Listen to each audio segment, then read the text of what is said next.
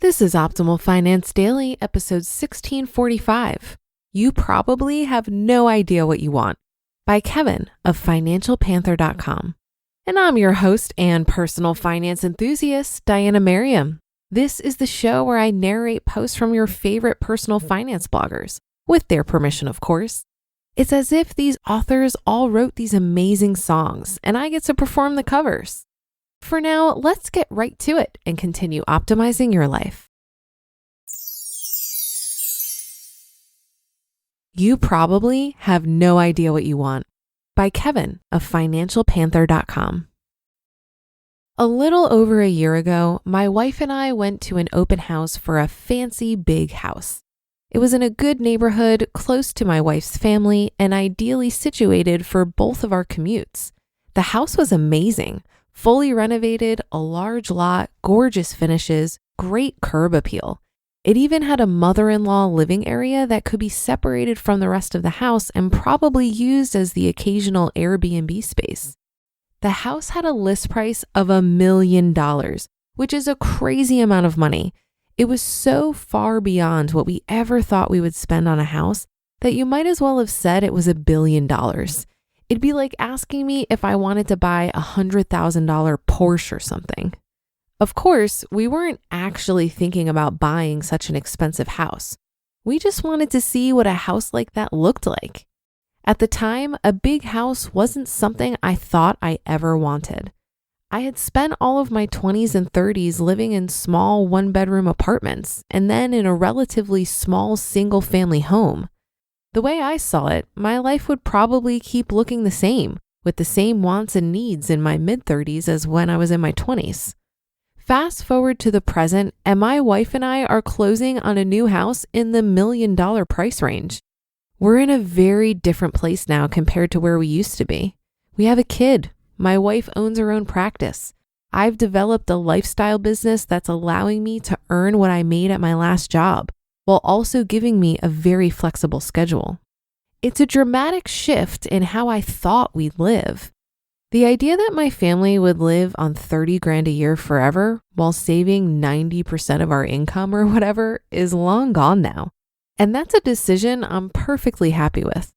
I think it goes to show you that when it comes to the things you think you want, well, most of us probably have no idea what we really want. And the things we think we want, they'll probably change too. Here's why. Who you are now isn't who you'll be later. When you're young, it's kind of hard to visualize yourself in the future. I think a lot of us look at the lives we have now and envision that they'll look sort of the same in the future. Sure, we understand that things won't be exactly the same, but we assume that things won't be that different either. So at 20 years old, some of us set FI numbers for ourselves. We look at the life we're currently living, maybe we spend $30,000 or $40,000 a year as a 20-something, and we figure we can do that forever. That's how I used to think things would work. I lived pretty simply, and I assumed I'd just live that way for the rest of my life. With some life experience under my belt, I've learned that it's pretty difficult to know what your life will look like. Life is too long to think that the way you're living right now is the way you'll want to live forever.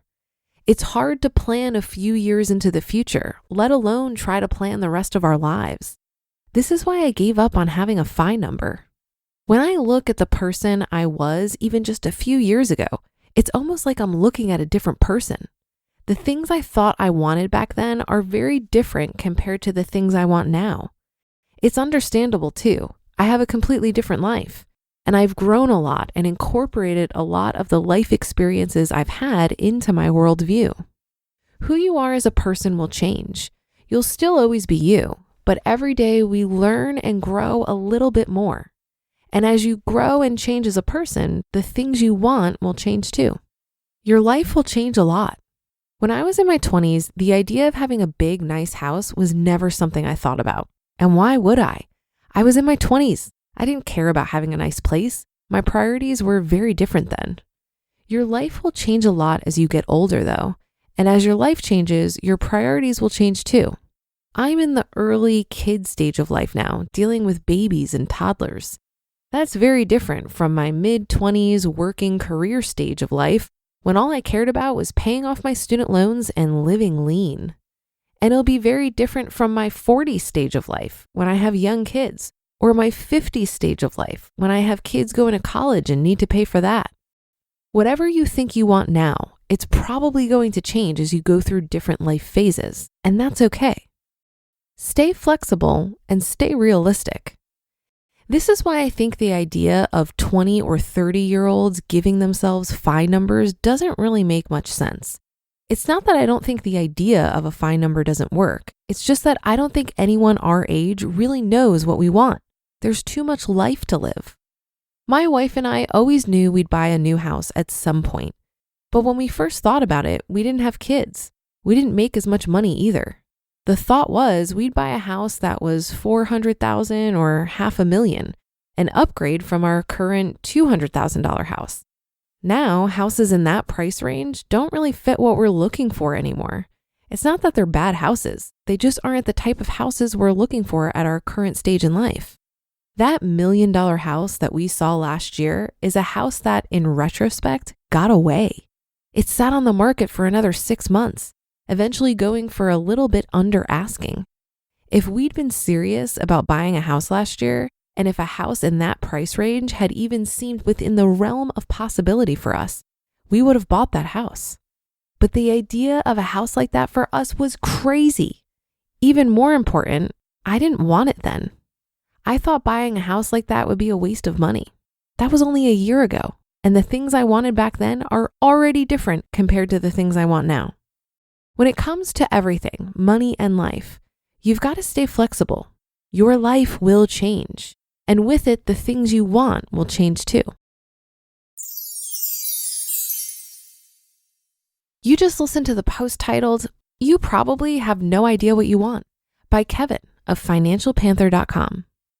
I've told you about a lot of ways to invest on this podcast, but did you know there's a $6 trillion asset class that billionaires love to throw money at?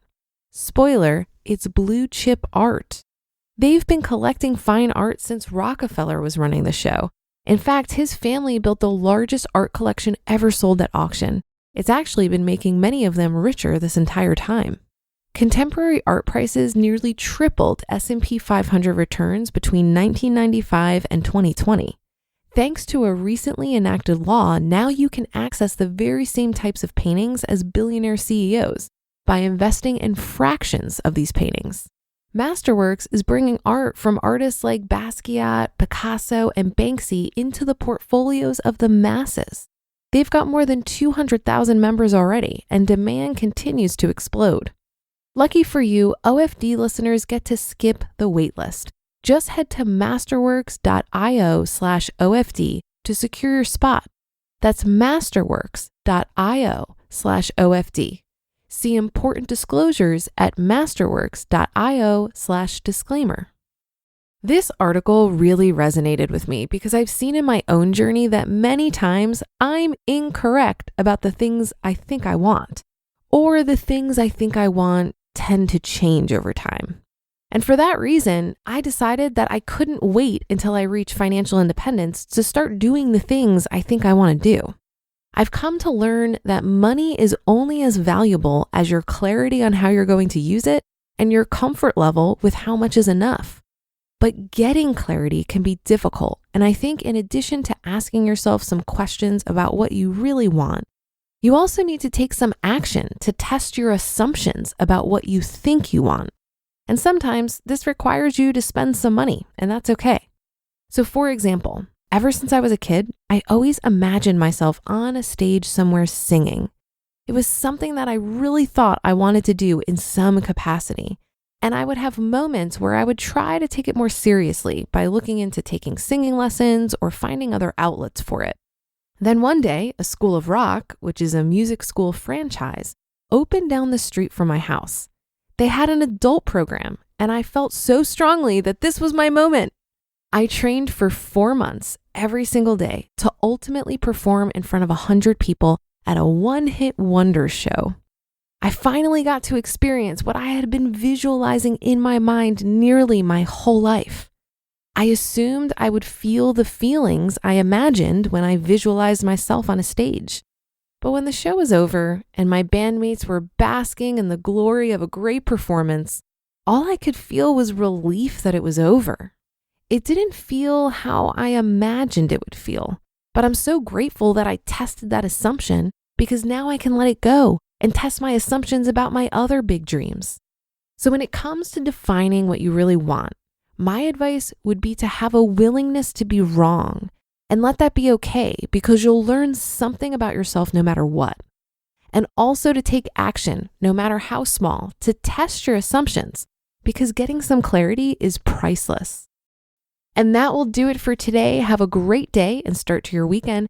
Thank you for listening, and I'll be back here tomorrow where your optimal life awaits.